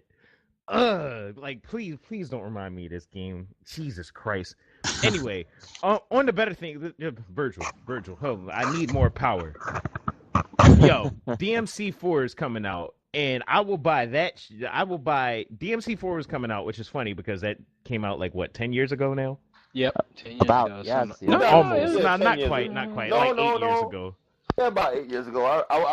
I had graduated for my associates by the time it came out. So yeah. Yeah, so it's like 8 years ago. DMC 4 came out like 8 years ago, and lo and behold, it's coming out again. HD remake, DMC, HD, remaster, whatever they call them nowadays. Special edition. Yeah, special edition, whatever. It took them long to fucking enough, but But Capcom's finally getting their head out their ass and releasing Devil May Cry 4 special edition, where you get to play as Virgil, Lady, and Trish, along with playing with, of course, Dante and Nero. So you get pretty much all the 5 characters that matter in the damn series. and I will buy this shit 50 times before I even look at or touch a controller and play that piece of shit Devil May Cry. Like, Capcom, why have you not done this like 4 years ago? I will bring that game over to your house if I can find a way to creatively acquire it. Watch. And I will drop kick you in the head.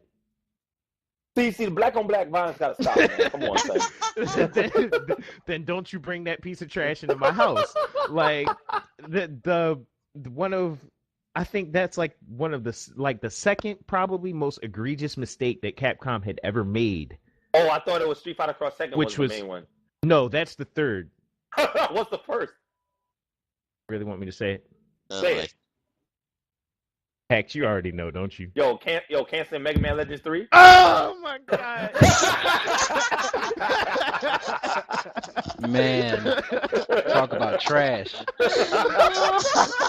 That's real trash right there. Oh shit. Never forget. Never forget, yo. Hashtag never forget. Black Lives Matter. Hashtag Mega Man Matters. Oh, such a bad game. Such a bad game. Oh man, everybody started laughing once I said that. I know, I'm joking. Hold on, yo. I'm joking. Just say Mega I Man know, Legends 3 I'm was a joking. bad I'm game. joking. I messed. I never said that. No, I was talking to Bwizzy. He messed with me, man. As soon as I get on my soapbox, y'all like to start messing with me. Y'all like to start fucking with me. Go and do it, man. Go and do it. Go and do your thing. Go and do your thing. But anyway, all right. So Capcom, I don't know why Capcom has taken this long to actually do something smart. But putting Virgil in Devil May Cry 4, I don't give a shit about what the story is, because the story for Devil May Cry 4 was nonsense anyway. But like, that's probably one of the smartest moves they've made since they announced Street Fighter 5. Like, I can't believe it. And I looked at the trailer for that, and then it's funny because a few months ago, like, the DMC Definitive Edition came out and nobody cared. But this is coming out because it was DMC. Exactly. No, but I mean, it's just hilarious what the juxtaposition is when you see a game that actually isn't even the best Devil May Cry game, because DMC4 was good, but it wasn't. No, I've heard people shit on DMC4 before when it first came out, and I asked the question. No, I played the game and I asked the question. I'm like, this game isn't really that bad, is it? It's pretty good actually. It's just a lot of things about it that I had a problem with. Like, for example, you play through half the game as pretty much Virgil or Dante, Virgil or Nero. Nero or Dante. Nero, yeah. It was pretty Dante, much Nero, and then you play the game again as Dante.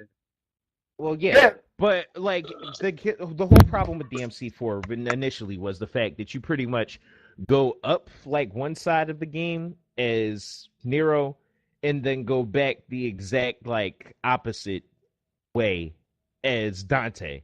And it was pretty much the same shit, just, hey, play with Nero for the first half of the game, play with Dante for the second half of the game.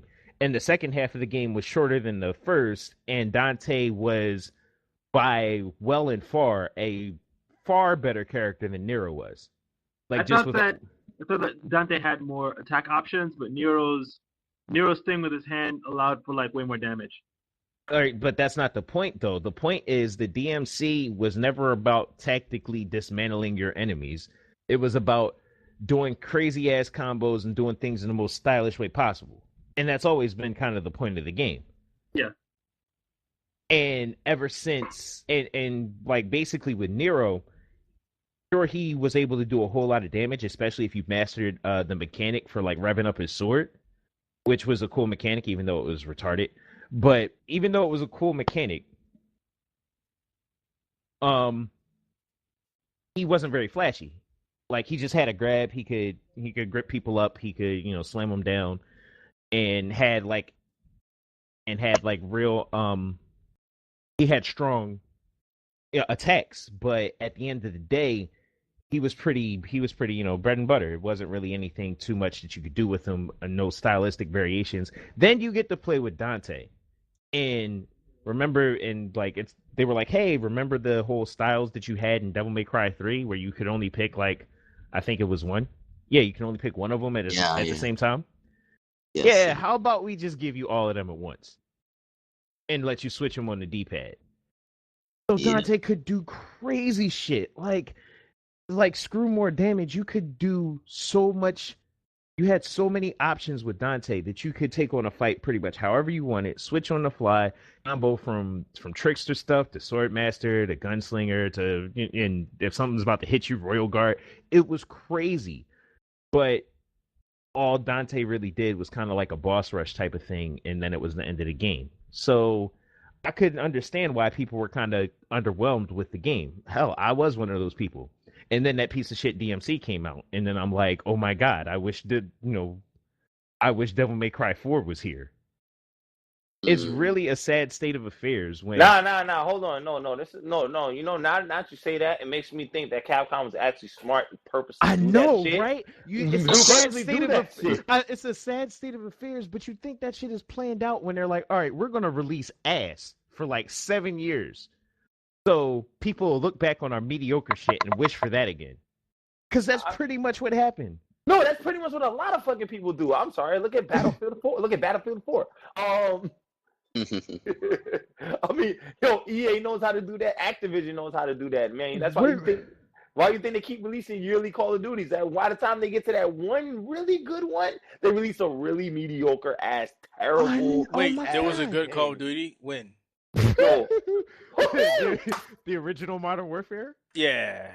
How many years ago was that? 2? Nah, Modern Warfare 2 actually was better. No, it was. Yeah, but anyways, that's not the point. I mean, I see what you're saying, Nitro, and I feel you. It's like, I mean, it feels like, listen, from a sports game point of view, we play sports games. We believe at least with Madden, the every 2 years rule that you don't get the game every year. You get it every 2 years because they do the good ones in a cycle. But imagine if Madden was like, all right, for 5 years, we're just gonna release shitty Maddens. Oh, they did that from Madden 2005 to 2010. And then we're gonna release a good Madden, like not the best Madden, but a decent Madden. And y'all are gonna be like, yo, this is the best thing ever because I'm so used to a shit diet. Like them re-releasing DMC as many times as it did and trying to fix it, and this still doesn't work. Like, yo, Ninja Theory, please never touch a Capcom property ever again. Like, go somewhere. They need to get put. You can say the same thing about fucking Metroid, my nigga. Like, don't touch the Nintendo property ever again either. Yo, no, that's Team Ninja. Team Ninja don't touch Metroid ever again. And Metroid is like one of the few Nintendo series that I actually like, and they done fucked it up. But for Ninja Theory, they suck. Like, don't make Devil May Cry ever again. Like, Capcom, please, I've been saying this forever, but get Platinum Games on the horn because Devil May Cry is the only game that they actually know how to make. Devil May Cry as a fucking Bayonetta, fucking Wonderful 101 type game might be the greatest thing ever. What are you talking about? Yo, Clint, you drawing right. You drawing right now because Bayonetta is Devil May Cry. Yeah, I know that, but still. The daughter of Devil May Cry. The reason why I like kind of like Bayonetta, I said Wonderful 101 right after that. I'm like, But but that's the thing. If you notice, every game that Platinum Games has made has been Devil May Cry in a different skin. Every decent game that Platinum Games has been Devil May Cry. Wonderful 101, son. Come on, son. Wonderful 101 is not really a Devil May Cry per se, honestly. I guess because it's more like a tactical type deal. Yeah. Was it good though? Yes, it was fun. I wrote the review. It's damn good. Pretty much the only reason you should get a Wii U. Dude, I bought a Wii U, and that was the first game I bought, nigga. See, but that's where they fucked up because I don't know this game exists because it's on Whack U. So I didn't know this game existed. I mean, keep in mind, this is the same Platinum Games that gave us Revengeance. Yes. Okay? Yo, all right, and see, my problem with Revengeance, we not going too many soapbox. Too many soapbox topics. He's like, Klondike bar mode, please. Oh my god, like, yo, so, and Konami, that's another whole bag of worms. And Revengeance is another bag of worms because it's like, yeah, Revengeance was a great Devil May Cry game, but Metal Gear is not supposed to be fucking Devil May Cry, so I hated it. Yeah. What? it was fun, and then I'm like, but the thing about Metal Gear is when I played the original Metal Gear Solid, it was the total package. It was not only a great game, great gameplay mechanics, but it was like I was playing a movie. Not only was it like I was playing a movie, I was playing a good movie. You're playing a good movie. A good Exactly. movie. It wasn't a shitty movie with a dumbass plot and things that make Or like- absolutely or no like- fucking or like- sense. Or like Heavy Rain, right? Exactly. Jason. Where it was like Heavy Rain, where it was like not only is it a shit movie, but it's also has almost no gameplay with it. Metal Gear Solid had it all. Great gameplay, great story, great sound, great visuals. Like everything about Metal Gear Solid was awesome. And then Metal Gear Solid 2, it started getting a little fucking loopy, but then they brought it back in Metal Gear Solid 3. And after that, Kojima went fucking crazy. And telling the story, I'm like, what the fuck are you doing? Metal Gear Solid 4 was absolute nonsense. And then I'm like, and then they announced Metal Gear Rising, and I'm like, all right, maybe they can go back to not being nonsense. It was even more nonsense. So no, fuck that game. Every game Platinum Games has made has either been, well, one I apparently didn't know about because it's on WACU. And and then they make Devil May Cry. So Capcom, please get Platinum Games on the horn and make us another fucking Devil May Cry game. Because Devil May Cry 4 is going to pretty much be a reminder of what Devil May Cry should be. Put Virgil in the game. All right, Agree. So Keith, I'm gonna need you to get Nitro to your house, and I'm gonna need you to feed him some. I need you to feed him because he's kind of angry right now. Yo, why the fuck I need to feed him? He's a grown man. He's a grown boy. He needs he needs a Snickers right now because he said some dumb shit when he's angry. Yo, what you mean? I say some come at So me. wait. So what don't you agree with? What don't you agree with? Exactly. I'm messing with you. Relax. No, that was terrible, dude. You can't run some shit like that, or you say some dumb shit when you're angry, and then not even have no dumb shit like throw as an example. It's all right. It's all jokes, man. You know it's all jokes. I know, but be good with your jokes. Oh, really? Make good jokes, man. Clinton. Really though? Like that's how it gotta be, son. Yo, like if you gonna come at me, Yo, you gonna sit down come correct. Okay, Steph Curry, chill. Come correct, sir. I've only said it once. No, you haven't. Yo. No, you haven't. 4 times. You've done it more than 4. No. Oh, man, yo. Yeah, keep you it have. count. I'm sorry, man. You're not my first friend to have that kind of issue. One of my other friends, he had an issue where he said "God damn it" almost all the time. So every time he said it, I just count. Yo, And man. it annoyed him so much he stopped. Yo, we're gonna send you a jar, and then that's gonna be like the slur count. Yo, that's gonna fund our packs. Yeah, and that's gonna fund either packs or stream equipment for the Outerhaven or something like that. Every time you could put, I'll go easy on you. Every time you say put in a quarter, we'll have our stream equipment by next month. Yo. Also, to make it easy on you, they'll remove all of your how to put this African Americans with Attitude albums from your house. Bruh. We're only doing it because we love you, bro. And we want to be professional. That's the only reason, man. Yo. He's catching himself right there. He's catching himself. Yep. You know you catching yourself. Don't worry. I can't say nothing but yo. I know, because you can't say the other word. God damn it. But you want to. That's the thing. You know you want to say it, but you cannot say it. God damn it. Yeah. Don't worry, right. man. I have a similar issue, but I know how to be professional. It's all good. All right, I mean, this is all right. Hang on. So this is open table. So we got 10 minutes or so before we're done. So if anybody got anything, say. Yo. Speaking of Kojima, Konami, fucking stay Konami, free. dog. Stay free. Konami, stay free. I'm sorry. What are you doing to Konami, yourself dog. right now? I'm glad I downloaded playable teaser. Yeah, PT. I'm glad I downloaded it. Oh yeah, you could totally sell that and get mad money for that because people. No, you can't. You can't sell that. You can't sell that shit on eBay because they're no. Konami made eBay take them off. And yo, here's the thing. Ah. Yo, PlayStation Network sent me a message saying that, hey, we see you bought PT. Never delete it or you can never get it again. I'm like, damn. Wow, really? Yeah, they removed it from the store entirely. Not just removed your ability to get it, but Re-download it. Yeah, if you re-download can't, if you ever delete It's it not from on your the servers. system, it's not on the gone. servers. They were deleted from the It's servers. gone. Konami, man, fuck you. Yes. No, you want to talk about some real shit with Konami though? Homeboy Super Money Hop was like, all right, cool. Let's put a video together. He puts a video over there called Kojima versus Konami with like 27 seconds of footage. Most of the footage being Metal Gear Rising. Yeah. Rising on the menu screen. Ew. So Unless it was a Mugen video, I don't care. Konami takes calls YouTube says DMCA violation. YouTube takes it off for like a day or so. And YouTube was like, wait, there's no reason for it, so we're gonna put it back.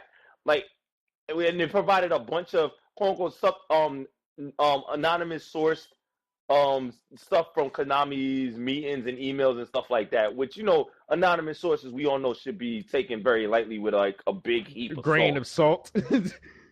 A big heap of salt. Just be taken with a big heap of salt. Indeed. And like everybody, literally the gaming media all came together from their, seemingly, let's kill the gaming industry from the outside in mentality to save this guy, and was like, no, that's not right because Konami shouldn't be doing that. This is a big cover up and all this stuff. I'm telling you, all the conspiracy theories about Konami is seeming like absolute truths at this point, just because of all the stuff that they're doing right now. Well, it is Konami, and they've already dug themselves so deep that they can never. As Neff likes to say, they can never recover. Now they can recover, obviously, but it's going to take a lot of time from them. And honestly, who the fuck's going to work with them anymore? But I mean, but it seems like for the most part, yo. they don't want to recover. They want to divest themselves completely from this market. Oh yeah, They wanna leave we the know market. that they don't care about this at all. Torpedoing themselves pretty Keep much. in mind, fuck it. Capcom almost got themselves to that point when they realized, oh wait, no, we need to kind of endear ourselves to the fans because we kind of want to stay alive. Well, no, Yeah, I wouldn't but say Sega, that. on the other hand, Konami's in like the position where it's either Capcom or Sega. Well, see, here's the thing. Here's the thing with Sega's Capcom. a different story. Sega's a different story. Like, Well, no, because remember, Capcom, Sega are in a different situation. Is they are nothing but gaming. They don't have anything outside the realm of gaming to keep them afloat. Actually, Sega does have other Sega has other secondary stuff. holdings. Yeah, Sega Sega does have has secondary other holdings. stuff. What secondary holdings do they have that aren't gaming related? Last time I remember, they didn't have anything. I know they have Club Sega in Japan and shit like that. Yeah. Like, they have those. I'm just saying that Sega's getting out the friggin' getting keep out this the in mind. console gaming market, which is sad. Keep this in mind with Sega. The funny thing about it is a lot of Sega's problems is Sega of Japan being stupid and Sega of America actually knowing what they were supposed to do to stay afloat. Like, literally, it was like Sega of America and Sega Japan butting heads. Keith and I can vouch for that. Japan bigwigs being stupid. There's a big surprise. Like, me and Keith can actually, like, vouch for that because we were at a panel where they actually talked about that. I Like, still never put that panel up. Yeah. It's literally like Sega of America's like, no, we don't want the 32X. Nah, you're getting the 32X, says Sega of Japan. Same thing with the Saturn. Same thing with the Saturn and Knights onto Dreams. Like, they wanted Knights to be the mascot for Sega. And I was like, no, Sonic. Sonic is the mascot and should always be the mascot because it's Sonic. No, Like, guys, nigga's still guys, selling you got the it comic. wrong. I'm sorry, man. The one true mascot of Don't Sega you do it. has been. Don't you do it. Alex Kidd. Oh, God damn it. Shut up. I told you Kill not to do yourself. that. Damn it. Nobody wants that big ass as a mascot. He's coming back. He's coming back one day. Oh, God. Oh my God. I can't believe he said that. I Alex knew it. Kidd, kill yourself. Oh my God, he said Alex Kidd. Oh man. Jeez. Oh man. Yo. No, but really, that's the thing about Sega. With Sega, is more so Sega of Japan just being like asinine and not really knowing what America, their biggest market. Like literally, Nintendo. There was no market for the SNES in America. Nintendo. In America, Gotta play at some all. of that Nintendo. Right. Like the Super Nintendo only had 20% of the market share in America. Still raped it. Right. Still Yeah, raped but it. what are we talking about now, man? I thought most of Sega's real problems came in the PS In the post Dreamcast. PlayStation era. I mean, yeah, in the PlayStation era. Where Yeah. Sega of Japan wasn't really thinking straight, and like literally, it just Hence, like also Sega in remember, Japan we're calling wasn't this the thinking PlayStation straight and, era like- and not the Dreamcast and or Saturn era, which lets you know part of what the problem is. Yeah, exactly. Dreamcast didn't have an era, neither did Saturn. like again, like I said, Dreamcast Sega- gone too soon. It was like the best freaking console. Yeah, but Sega of Japan didn't know their head from their ass. It's like literally, okay, we're gonna push all this stuff. Sega of America is saying, what are you doing? Killing you, Where- mother-fucker. We're killing you. Like, where's the third party? I'm not Like- even talking about like Sega back in the day. I'm talking about Sega right now. It's almost the Which same is- thing. There They're, is no they're Sega right getting now. out of the console. They're pretty much getting out of the console market for the most part.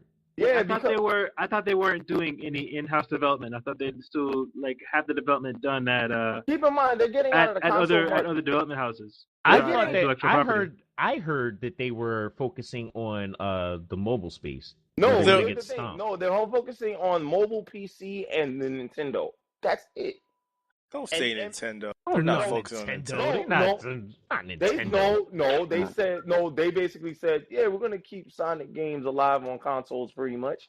Like that's pretty much what they said. And I'm like, okay, Where so did they it's say probably- this? Source. Man, I gotta go look for that shit. And if they said Nintendo, then this is just another example of them fucking up. I gotta go look for it. But anyways, like I was saying, yeah, and PC and keep in Because mind, I'm a diehard Sonic fan. I am not buying a whack you for no freaking for And a keep in Sonic mind- And I'll game. say Like this not to you happening. again, keep it fuck up. you. and keep it Yeah, on whatever, that. fanboy. Valkyria Chronicles came out on PC, sold 1 million copies within 3 days. Yes. Yeah, yes, because yes, that game yes. was amazing, and because they Yes. needed to make two. They need to make Valkyria Chronicles 2 and 3 for America? No, no, they not made for it- they made America. They Valkyria need to make them Chronicles for 2. console. I'm not talking. I know what they made Valkyria Chronicles 2 and 3 for. If they didn't make 2, do you think I would have said 3? Well, two actually came to America on the PSP. No, Yeah, the I problem want it on is that it consoles, was I on think. PSP. My thing is they should have That's kept why- that a console game. I That's wish it why I was on laughed. consoles, That's why I laughed. It was terrible. Like real talk though, like I mean, I really don't understand where Sega's going mentality wise, man. Yeah, I knew it was PC and mobile. Yeah, Yeah, PC and yeah, mobile. PC and Nothing for mobile. console. They're moving away from They're consoles moving away completely. from consoles, which is sad. I mean, it's all right for me, but I guess because my PC is, Yeah, but PC gaming, but also PC gaming is actually moving up as part of like the dominating force in terms of gaming in general. Now it's starting to move up. I Yeah, that's have what- zero that's what I was faith. referring I to. have zero faith in Sega and the PC industry. I understand they do have Neither. several. They have several PC development I'm companies. mad. Nitro was like hater. No, I said me neither.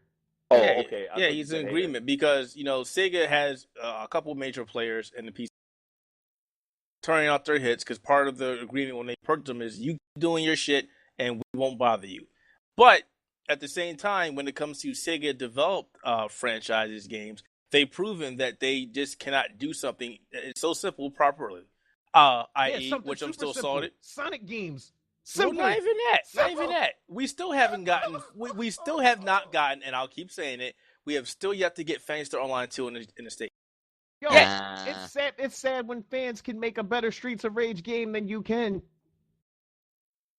They don't care. They He's don't not wrong. care. No, but then again, That's what's his name? sadness. Didn't Koshiro say basically he didn't want to make another Streets of Rage game anyway? Didn't who? Yuzo Koshiro. Yeah, he's the guy who made the just music. the guy who makes the music. Yeah, he's the music guy. It's just the music. No, I thought he was also part of the... He's made beat 'em ups, but like he wasn't the guy who developed Streets of Rage. Okay. He just You know, made I'm music. really surprised we have yet to get a beat 'em up in the same style as Streets of Rage. I'm really surprised. All the shit Yeah. that they've given us so far, nobody has done And a beat 'em up. nobody's done Streets of Rage. The best beat 'em ups and those kind of games have all been pretty much either indie or fan made. Yeah. Well, you see, the fan made would have been. I understand they wanted to do a homage or to it, but That ended come up on. being like the best Streets of Rage game ever. yeah, but with Sega properties, you know how Sega is. They're like, no, you can't use our shit. Yeah, that's exactly what they did because they're freaking mongoloids, numbnuts. If they had just made it and made similarities to characters, and just brought it up that way. If they were smart, they would have took that game and been like, "Hey, can we just license this?"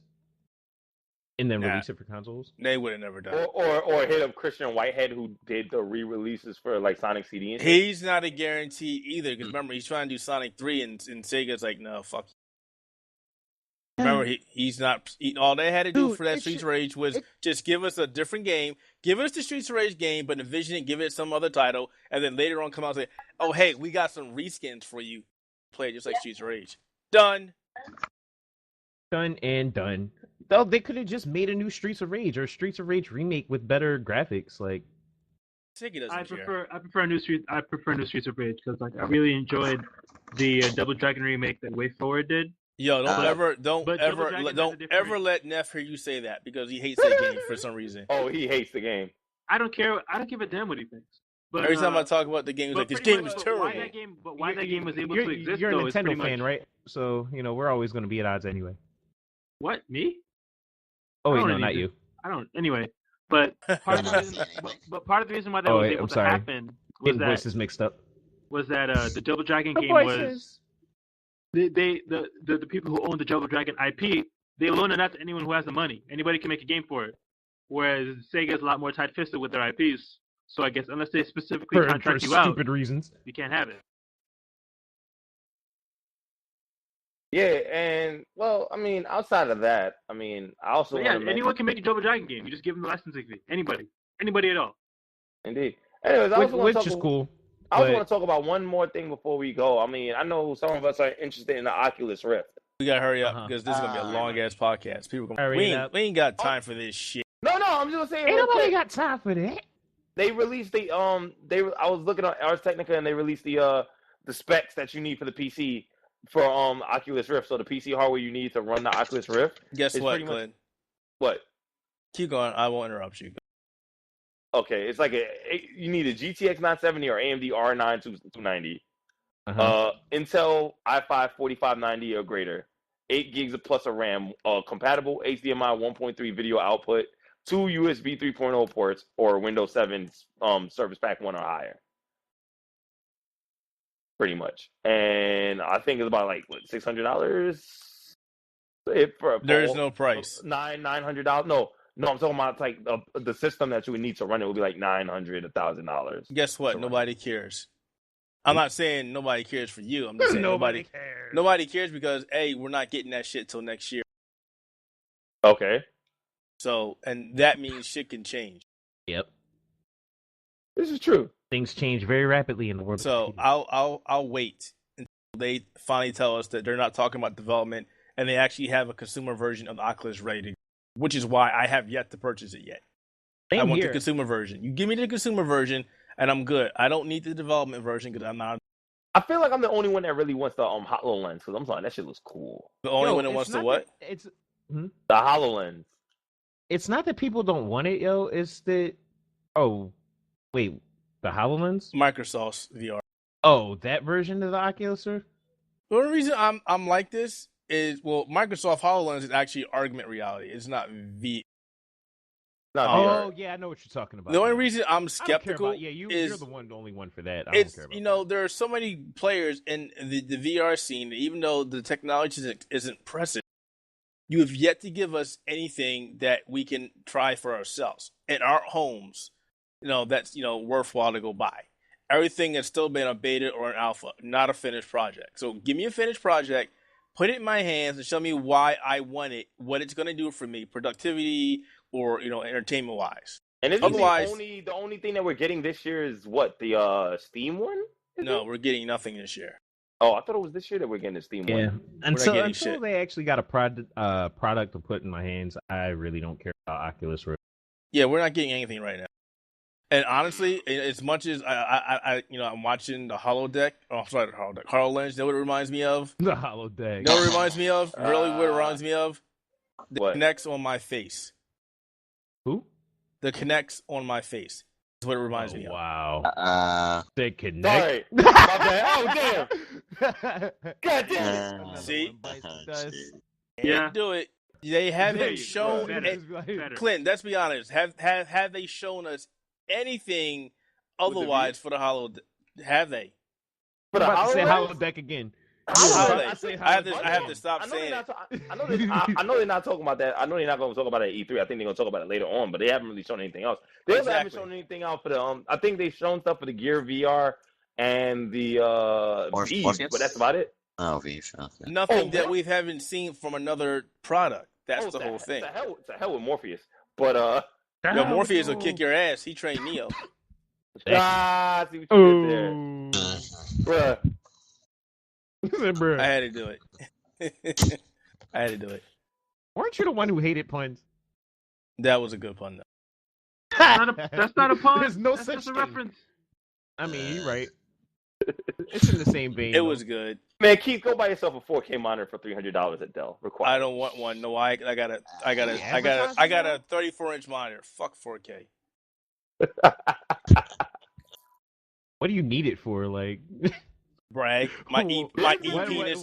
My E penis rights. About your resolution. There's gonna be games. There's gonna be games that'll come out. You know what? You'll buy. You know what? You'll get a game and you can run it in 4K. Great. You can run it in 4K, and you'll be like, you need $1,500 worth of equipment to run it, and you'll be like, fuck me. They were like, brother, please.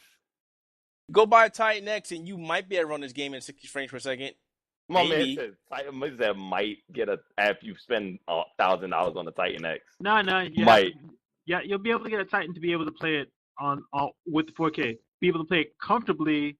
You're gonna have to get 2 Titans and Crossfire. Get 2 of those bitches, maybe, and it's still maybe. I'm good at my 3440 by 1440. I'm straight. 4K is overrated right now. Oh, so you got that 2K. So you got that 2K swag. Yeah, I'm set. I don't get that shit.